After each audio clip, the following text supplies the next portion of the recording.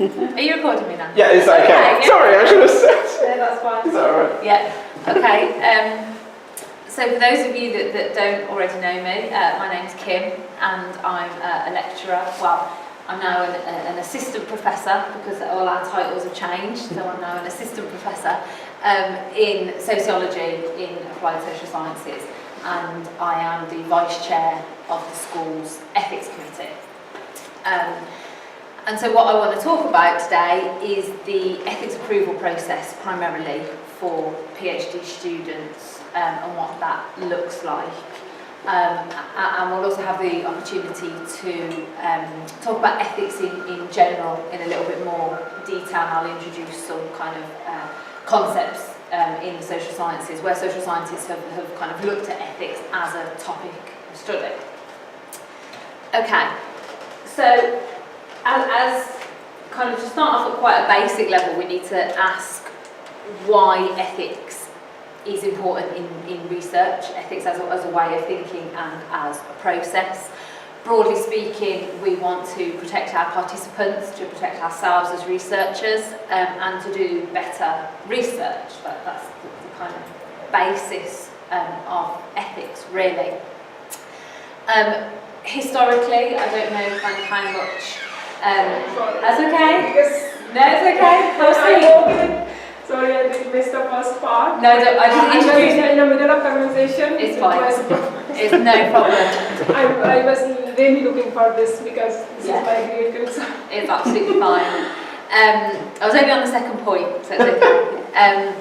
So historically, I don't know how much you all know about kind of the history of research ethics committees, but basically they emerge out of the Nuremberg trials.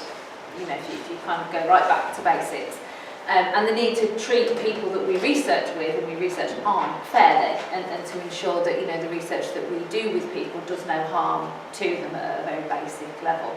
And then there are a number of other kind of studies throughout the 20th century and that have been really quite ethically challenging, that we would now recognise as being very ethically challenging, and these have been used and repeatedly cited as the basis for the ethics approval processes that we see today. And ethics has really tended historically to focus on the protection of participants, which is right, because as researchers we're in a very privileged position to be able to use people to do our research. But increasingly there is a focus on the importance of protecting researchers as well, particularly in social sciences. We go out and we do research with different populations in different physical spaces, both in this country and globally. And some of these places are hostile, are dangerous to women, are dangerous to gay people. And so doing research can present particular dangers to us as researchers, and increasingly ethics approval processes are recognising these dangers and are ensuring that they are protecting the researchers as much as they are the participants.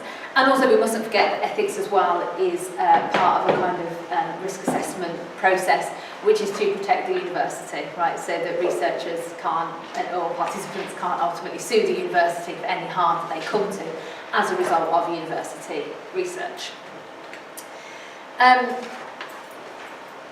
So over the last sort of 20 years or so, ethics, research ethics is kind of getting bigger as a process. It's getting broader and much deeper in what it is it's looking at from researchers. And Haggerty has called this ethics creep. So this means that ethics committees are getting involved in particular types of research that they may not have been involved with in the past. They're asking researchers for a lot more documentation than they would have done in the past. They're looking for much more rigid research plans. So for you to say, I'm going to do A, B, C and D to complete my research, rather than saying, well, I'm going to go into the social world and see what happens. And increasingly ethics committees are looking more at research design as well. So rather than looking at the methods that you're proposing and saying, how you do those methods ethically, they're looking at the methods themselves and saying, well, are these methods themselves ethical?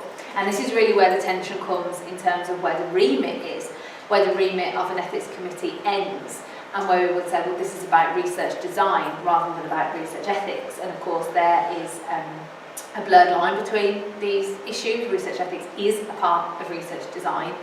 But if as a researcher you've decided on a particular method to do your research,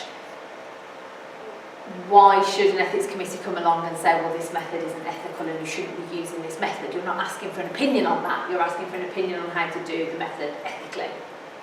And that's really the kind of the core of this notion of ethics creep. So what we can see in the social sciences is that our ethics committee structure and processes very much mimic the medical sciences. And of course, medical sciences are dealing with testing drugs, they're dealing with human tissues, body parts and body fluids and bodies. And so dealing with things that have a lot more ethical significance, we might think.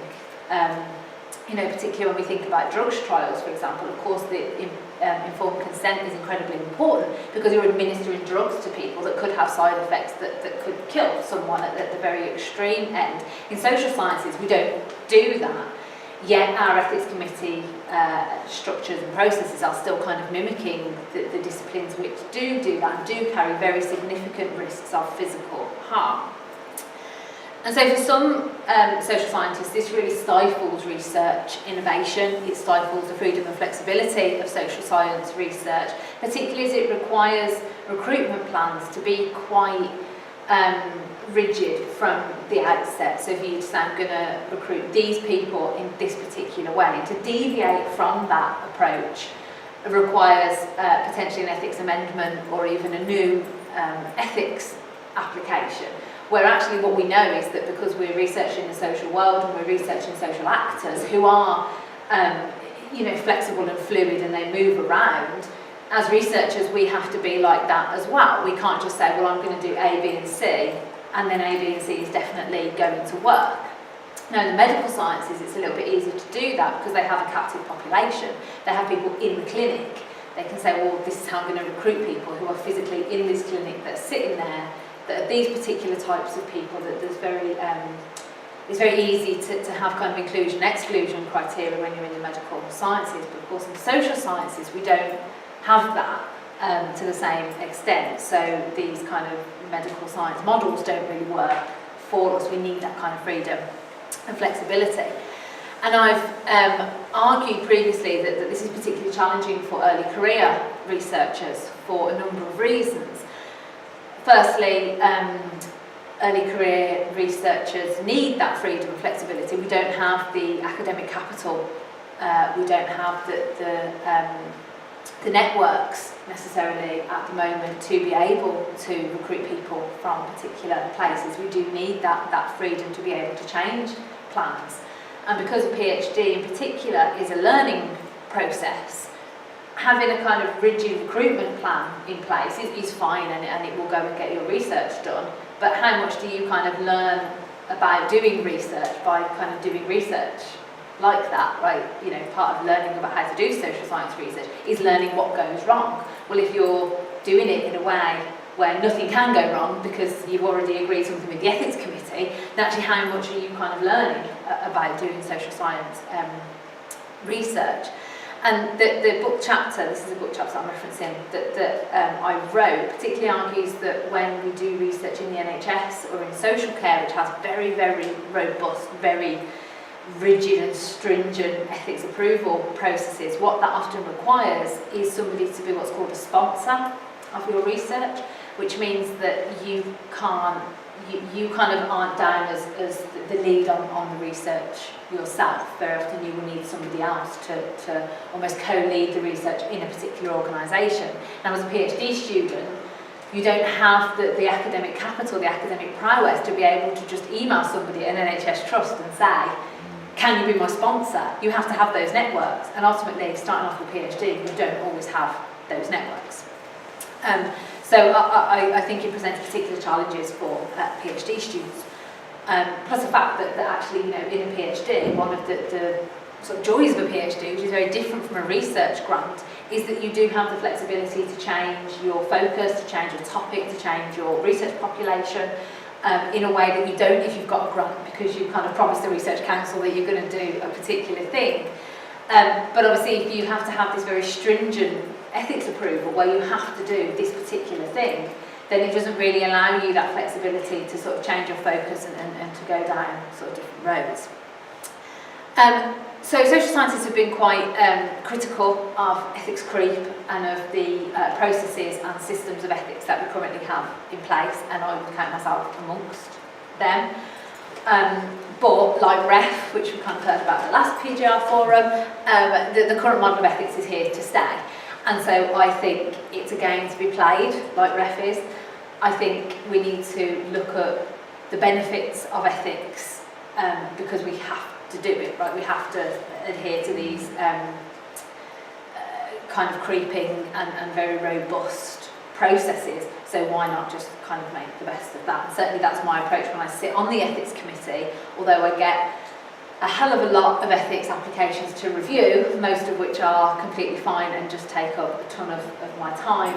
I see the positives in that, of being able to kind of read about people's research and find out what people are doing and the innovative approaches to research, and I think that, you know, let's turn this into a positive thing. So ethics in SASS then, the kind of heart of it really is the SASS Ethics Committee, which is headed up by Professor Roger Smith, who is in social work, on the Vice Chair, and then we have Martin Roderick, who you'll all know as the PGR Director, then Ian Lindsay, Dave Eccles, Will Craig, Matthew David and Richard Scothan as the lay member, and then Fiona Jackson provides the administrative support. So we're quite a big committee. Undergraduate and taught postgraduate ethics applications are handled by individual module leaders or group leaders or supervisors or seminar tutors, etc. They're handled at the kind of very local level. But when you go up from PGT, so when you're onto PGR level, that's when ethics starts becoming a lot more professionalised, we might think, and gets looked at by the ethics committee. So staff applications are reviewed by two committee members electronically. So for staff, ethics applications go to Maria Asmarez, who's our research administrator, who then sends it out to two ethics committee members. For PGR students, the applications are reviewed by the PGR director and another member of the ethics committee. So it mirrors the staff approval process in some ways, except Martin will do all of the approvals and one other member of the committee. It's suggested that you should look for ethics review after your 9-month meeting, because what can happen is that a 9-month meeting can be extremely productive, where you start to think in a little bit more detail about your methodology and perhaps change some of your plans, perhaps change the population that you're recruiting from, how you might recruit, or the particular methods that you might use. What you don't want to do is end up in the situation where you've already had ethics approval for one thing, and then actually you want to go out and do another thing, so you've got to do another ethics application. So we generally say that it should follow your 9-month review. People have applied for it before their 9-month review. If you're confident your 9-month review is going to go well and there won't be any changes to your methodology, then you know it's absolutely fine to do it before, but it's something that you should discuss with your supervisor. There's an ethics guidance document on Duo which guides you through the ethics form and the application, and I've put in bold and capital and underlined that you should read it, because so often the questions that we get directed to us as an ethics committee, a little bit like students and their undergraduate handbooks, right? It's all there. It's all there in the guidance document, in the handbook. If you just look at it, you know, you'll find it. I'm sure most people in this room, I'm not, you know, you're not the guilty ones here. And I've also highlighted there that all applications should be completed and should be done with a supervisor. Don't go and do this on your own. When you're doing your ethics application as a PGR student, you know, you're operating at the same level as a member of staff, as an established academic who's going through a very similar process to what staff applications will go through. And you should be doing that on your own. You should be doing that with a supervisor. Your supervisor should at the very least be signing it off and saying that they're happy with what you've put in your ethics application. So the ethics, the kind of bulk of the ethics application then is the form, which we reviewed and sort of redesigned a couple of years ago. It's a little bit longer form than it used to be, but it makes a lot more sense. For those of you that remember the old kind of ethics forms, it really was an absolutely horrendous piece of documentation. But now we have these different parts which are designed to take you through your research design and to kind of tell a story of what it is you're doing, who you're doing it with, how you're telling people about your research, where the research is going to take place, what the risks are to yourself and to your participants. And the guidance document kind of takes you through each of these parts and you know, explains what it is you should be filling in each of these boxes. What I would say is that when you are filling in the form, there's a balance to be struck between giving us too much detail. You know, we don't want kind of like 30-page ethics forms, but also not giving us enough detail. So where the question says, you know, who will your participants be, for example, you know, just saying something like, you know, female students at Durham, you know, that's kind of not enough detail. Who are these people? How many are there? You know, what particular characteristics do they have? As much detail as you can without kind of going overboard, right? Apart from that, I think the form is quite self-explanatory. Do you think? It's not too difficult? No, okay.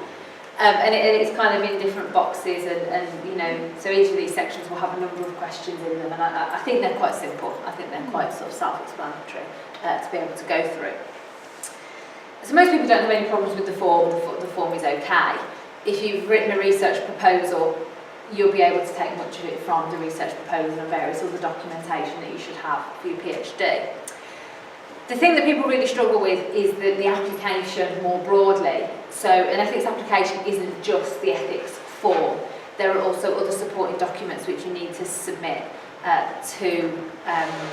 for ethics review. So along with the form, you'll need to submit things like recruitment materials, consent form, participant information sheet, any interview schedules or questionnaires, and any information about limits to confidentiality. Now you might well have more material than this that you need to submit to us. If you're using visual stimuli, for example, then we'd quite like to see the visual stimuli that you're using. It's like a tape recording. We are recording the voices, so it can be also anything that is confidentiality. Can we come on and talk about that? Yeah, because I have got some things to say about confidentiality, yeah. So basically what you're doing in your application is anything that you are giving to or saying to or doing to your participants, we need to see as an ethics committee to make sure that, you know, that's all okay, that you're kind of doing that all right. And this is really where the kind of problems of ethics really become apparent, because of course what we're asking you to do here, for example, is to present to us a draft interview schedule.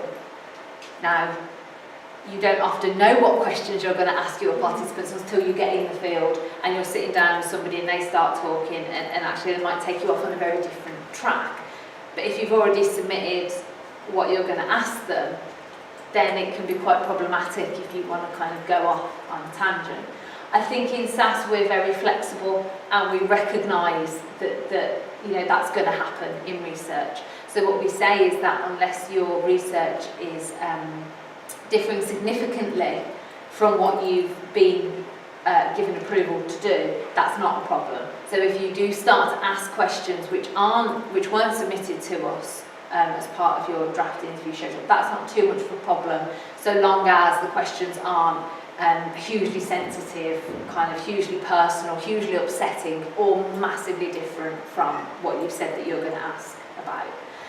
So we do recognise the need for flexibility, but at the same time we're also aware that this can be quite limiting and you know, can be a little bit stifling in some ways. However, as I said, this is kind of the process that we have, right? So that's what the ethics application should look like and should include. And it's worth saying, you know, really do spend some time on these documents, because particularly participant information sheets, consent forms, these are things that you're taking into research. So don't see these as just a hurdle to get over to get your ethics approval. These are your research documents. This is your recruitment material that you're taking out into the field. So do kind of spend some time over that. So when you've got all that ready, you will then, and you've prepared this with your supervisor, you will then submit this to the PGR administrator, who is Fiona Jackson, by email. Before submitting, you should make sure that you have prepared the application along with your supervisor. Your supervisor has at least seen it and is happy with it. And you should make sure that you include all the supporting documentation, as I've just said. And crucially, all ethics applications must go through Fiona. So even though you know who's on the ethics committee, don't send it directly to us.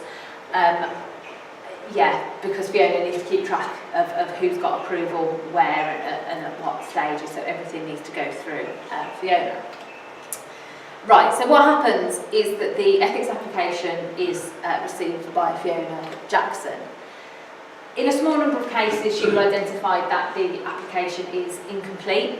So there might be documentation missing, there might be questions on the ethics form which haven't been answered, and she will return it to you and ask you to submit, you know, a proper, full, complete application. So you will rejig all that, you will do the changes that she's asked for, and you will resubmit to Fiona. Then at this point, she sends it on to Martin Roderick and one other member of the committee. In a small number of cases, that will be approved straight away. There will be no changes to make. It will all be completely fine. And you're generally kind of included on the email. So I've said there that Fiona Jackson will contact you to confirm that it's been approved, but you will generally kind of see that, because it will be, you'll be copied into it, so you'll kind of be able to see when that's happening. And once you've got that approval, then you can, of course, begin your research. That's in a really, really small number of cases that it's approved straight away. We don't try and look for issues, right, at all. We don't want to find issues. It takes up a lot of our time if there are issues. We don't want to return it and then to have it come back, right, because, you know, I've got time for that. But there are generally sort of just a couple of little things that we ask people to revise before we can sign it off. Because as members of the ethics committee, as the people who sign off the ethics application, it's not just a case of saying, yes, that's fine. You know, there's an assurance element to that if ultimately your participants come to harm and complain to the university, they're going to say, well, who approved this? I say, oh, well, Martin and Kim approved it. They're going to come back on me. So, you know, I want to make sure that, well, yeah, and you know, you're potentially talking about being sued as well, and the committee members who have signed off the ethics bear the responsibility for that. The university wouldn't be sued, or I would personally be sued, right? So yeah, if there are changes to be made, as much as I want to improve your research design and protect your participants, I also want to protect myself as well, and that goes for other members of the ethics committee. So generally what happens is that you'll be asked to revise and resubmit. And this can be quite a substantial revise and resubmit, or there can just be some minor changes for you to do. You will then go away, revise it, make the changes that are asked for, and eventually you will then get your approval, and you'll see this, you know, you'll be included in all the emails, or Fiona will contact you to say, you know, this is all approved, and you can begin your research. When we talk about revise and resubmit, this is a concept that you'll come across a lot in your PhD for ethics application for publications. You will come across this idea. Most students and indeed staff will be asked to revise and resubmit the first ethics application that they submit to us. What you're doing is, you know, you're submitting a piece of work which you know really, really well, that you've prepared, that you know in detail. What you're doing is getting a second pair of eyes on that. And you know, you'll all know that when you review somebody's work from the outside, you can spot omissions straight away that you can't necessarily see in your own work. So you shouldn't take a revise and resubmit as any evidence that this is a kind of poor application or that you've done something wrong. at all, this is just the case that you've omitted something or you haven't done something quite as we would want on your first go, and actually by having another pair of eyes on it, we've been able to swap that, and we're just saying, can you kind of tidy this up, can you, before we're happy to put our names to it, essentially. So yeah, I mean, if you've worked with your supervisor and you've proposed good ethical research, you've really thought through some of the issues, informed consent, anonymity, storage of the data, harms, etc., then your revision should be relatively minor. So some of the most common revisions then that we see are just kind of rewording of documents to make your intentions, to make the aims, to make what it is you're asking participants to do just that little bit clearer.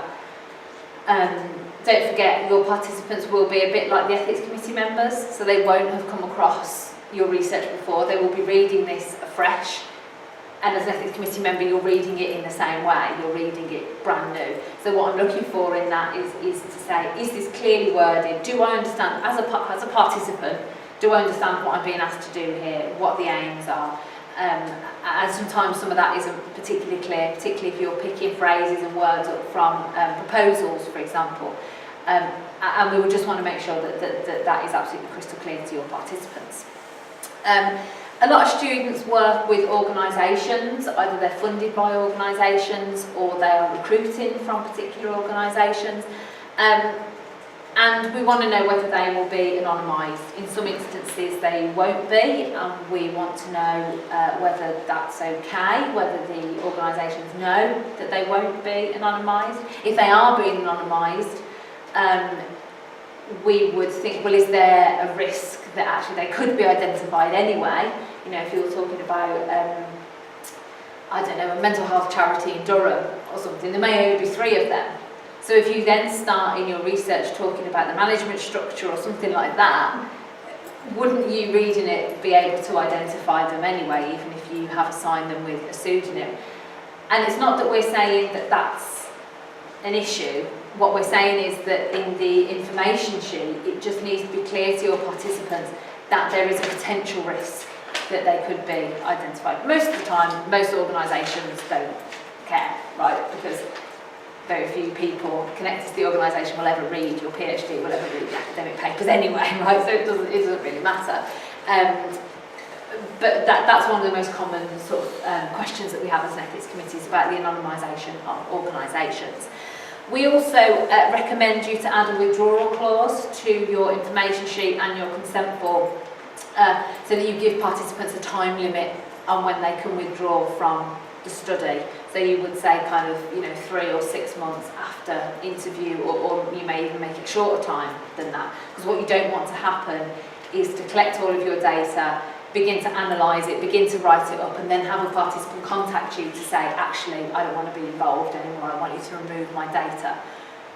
If you say, well, you've got a month after the interview, and if they contact you after a month, then you can kind of make, after that month period has ended, you can make a judgment then as to whether you can take it out, whether that would be relatively simple to do, or whether you can actually say to them, well, no, look, you've signed this form saying that you have a month, it's after the month, I'm afraid I can't take your data out. So we would always recommend having a withdrawal clause. Although we kind of push this point, I have to say, I've never come across a situation where a participant has withdrawn their consent after an interview or a focus group or that kind of research interaction. So this isn't a problem, but it's a kind of just in case, worst case scenario type of thing. There's also a question of anonymity if you've got a particularly small population of people or organisations, whether you can guarantee anonymity, whether you'd want to guarantee anonymity, and if you can't guarantee it, then does the organisation or the people involved in the research know that that is a potential, that they could be identified. And then also that we like to know that there is clarity and appropriateness of the language and the tone that you use when you give your materials to your participants. A lot of colleagues in SASS will be dealing with vulnerable populations, potentially populations where English is a second language, populations with very low educational levels. So the sorts of language and tone that we would use for those sorts of populations are very different from how you would write a PhD proposal, which is very esoteric, very kind of high level and very theoretical. And it can be really hard to kind of make that distinction, to take this really kind of high level theoretical research proposal and turn that into something that a participant, a child participant for example, would be able to understand and make sense of. So again, what we try to do as an ethics committee is to kind of put ourselves in the shoes of your participants, be they children or whoever they are, and to think, well, would this type of person be able to engage with these information sheets and with this consent form? I don't know, Stephen, did you have any other examples of revisions that you were asked for in your... I think the ones I was asked for were just to do with like kind of what you were talking about before, of just providing a bit more information on my information sheet and my consent form about one or two of the potential issues that could arise for the participants. So I was just asked to kind of give a bit more detail for them to, just so the participants really were kind of fully informed about what could potentially happen or go wrong or whatever. So it wasn't anything huge, and it was quite useful to think about that more, and obviously how that would affect the actual research itself as well. Yeah, great. Okay. Sorry, if I could just add to that, maybe just when I was doing my research last year on the dating apps, it was an online survey, and what I found really useful on the feedback from the ethics committee was changing the questions to a point where people were able to give more than one answer, because I'd designed the questionnaire in the fact that they had to kind of tick one, but actually it was pointed out that one might not be enough and that somebody might want to tick 2 or 3 or refuse to tick any. So that was really good feedback, whereas I was thinking I want that answer, an answer. That was useful feedback. Yeah, but for both of you, not too problematic revisions, no, great. Because sometimes, you get it back, and sometimes the emails that you get back can be really long, right? It's saying, these are the revisions that we want, and you get this massive, huge email.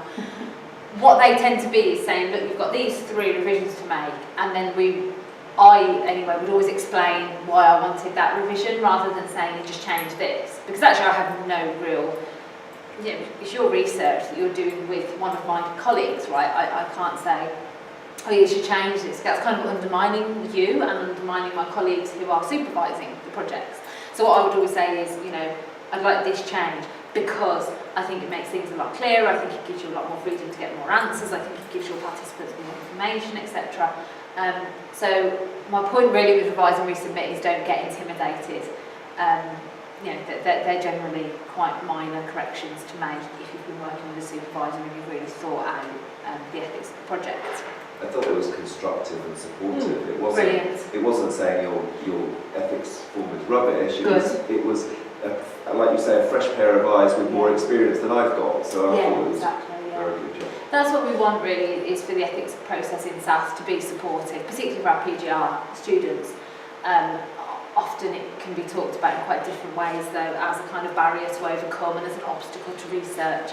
And I think the ethics committee is made up of friendly, supportive, helpful people. And we want that to be kind of how the ethics committee is seen and is experienced by staff and by our PGR. So it's really good to hear that that's kind of your experience. So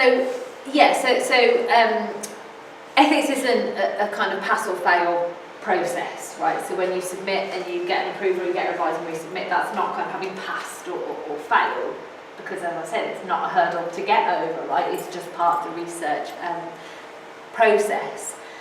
So you'll work with your supervisor, you'll work with reviewers, and you'll outline the research processes and the impact, and eventually you will get to the point of having an approval. It might take a few back and forths to get to the point of receiving a final approval. But when you have the approval, Fiona will let you know and will confirm that you're ready to go ahead and start research. If you find that you go out and begin your research and you think, actually, my research questions are very interesting now I'm in the field, I want to focus on something else, or actually, you know, my interviews aren't really working to elicit data, I'm thinking of doing focus groups, that's completely fine. You can change what you do. If you're making significant changes, so if you're changing your overall research question, if you're changing the methods that you're using, or if you're changing your research population, then you will need to submit not a new ethics form, but I would go back to your original ethics form, add in your new approach, your new questions, your new methods, and highlight them, and then resubmit that. So essentially it will need to go back through this process of approval because there's a significant change which has happened. If, however, you're in the field and you think, I want to add a couple more questions, or you know, rather than recruiting sort of through Facebook, I'm going to recruit through Twitter or something, that doesn't need you know, a new ethics. That doesn't need to go back to ethics. That's just a very minor change, and you can just email Fiona and let her know that you've got that really minor change going on. If Fiona thinks actually that's quite significant, she will then say to you, actually I think this needs to go back through the ethics committee. But broadly speaking, I don't think many people do that. I think most people do generally stick to kind of what they've said and what they've got approval for. But it's only if you're doing something very significantly different that you will need to come back to the ethics committee. And if you're unsure about that, do contact me or any other members of the ethics committee to ask for advice on that. You know, whether you'll need to go back to us or whether you can just, you know, change it with no problems.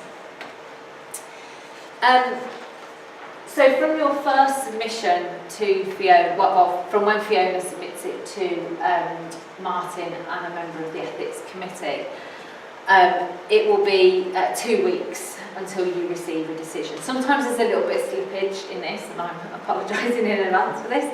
You know, if it's over a vacation period or a particularly busy period of term and marking, etc., sometimes these things can slip. But, you know, do chase us up. You know how things can fall off to-do lists. So, you know, if you haven't heard in a couple of weeks, do chase up Fiona. So that's from sort of when it goes to the ethics committee to when you get your first decision back, which is most likely to be a revise and resubmit. So then you will do the work that you need to do on that. From when you resubmit it again, then it's another 2 weeks until you get a decision back. And that might happen sort of 2 or 3 times. So if that does happen a few times, don't forget there'll be a number of 2-week periods that you need to be kind of waiting for a decision for. So that needs to be factored into the timeline for your PhD. Also, if you remember what I said earlier about the application, that it's not just the ethics form, that actually is all sorts of documentation that needs to accompany that, and documentation which you will use throughout your data collection. That takes some preparation, that takes some time to prepare. This documentation isn't something that you can kind of put together in a couple of days. It will take a good few weeks to do. So just make sure that you factor that into the timeline for your PhD as well, particularly if you're part-time. You know, you need to be thinking about how often, how much time you can really dedicate to it if you've got other commitments going on as well. Is anyone here doing research in the NHS or in social care? No. Oh, that's really good. Because they have a ridiculous process of ethics approval. I had to go through the NHS ethics approval for my PhD, and it took me 9 months. Yeah, and I wasn't even working patients, I was doing interviews with staff, with NHS staff. So what you have to do is you kind of go through a central research ethics committee, which gives you overall approval for your project. Then you have to go to individual NHS trusts and get approval from each individual NHS trust, and the longest one took me 9 months. And they were asking for £1,000 as well, as an administration charge, which I just refused to pay. But yeah, 9 months it took me to, and I did like 2 interviews at this trust with people there. For patients, building. Yeah, well, yeah, exactly, and you know, yeah, it's just ridiculous. So anyway, yeah, NHS and social care requires a different process of ethics approval, which there's a lot of support at the university. I'm happy to kind of give advice about that for anybody who does need that. But you know, you need to seriously factor that into your approval.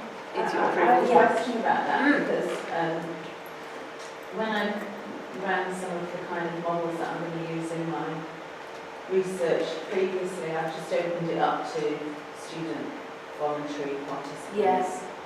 And it's increasingly become more diverse in terms of the students that are interested to take part. So Yeah.